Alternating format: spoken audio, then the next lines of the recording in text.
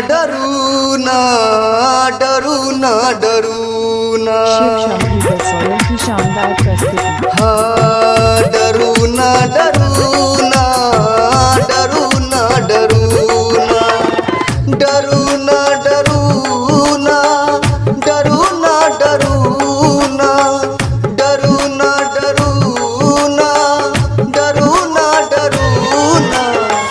जीतब हम और हारत करो ना। जीतब हम और हारत करो ना।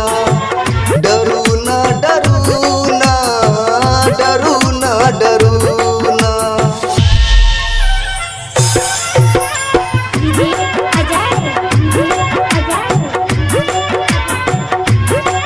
शिव शंभू रसोई की शानदार प्रस्तुति। जो बहुत जरूरी है तखने घर सा निकलू।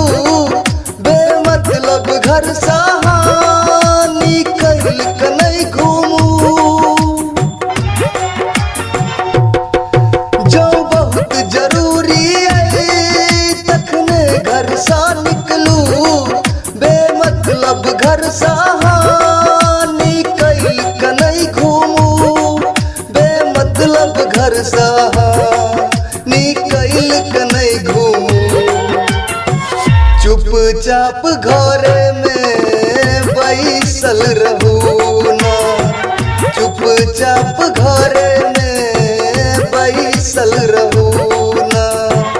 जीतब हम और हारत करो ना। जीतब हम और हारत करो ना।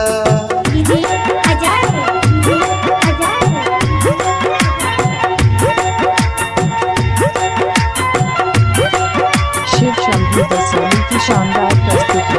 कियो भ सकै छै सुनू संकट के शिकार यो। चारो दिस छै पसरल एकरे हाहाकार यो। कियो भ सकै छै सुनू संकट के शिकार यो। चारो दिस छै पसरल एकरे हाहाकार यो। चारो दिस छै पसरल एकरे हाहाकार यो। देश बचेबै मिलके ई दम भरू ना। देश बचेबै मिलके ई दम भरू ना। जीतब हम और हारत करो ना। जीतब हम और हारत करो ना।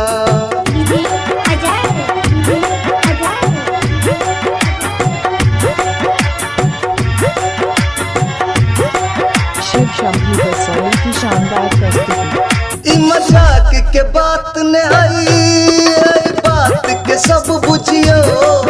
अपनो रो सुरक्षा में संग दूसरों के रखियो। ई मजाक के बात ने आई बात के सब बुझियो।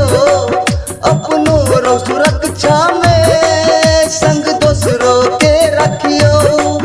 अपनो रो सुरक्षा में संग दूसरों के रखियो। हाथ जोड़ के चुन चुन राजीव कहैया सुनू ना। हाथ जोड़ के चुन चुन राजीव कहैया सुनू ना। जीतब हम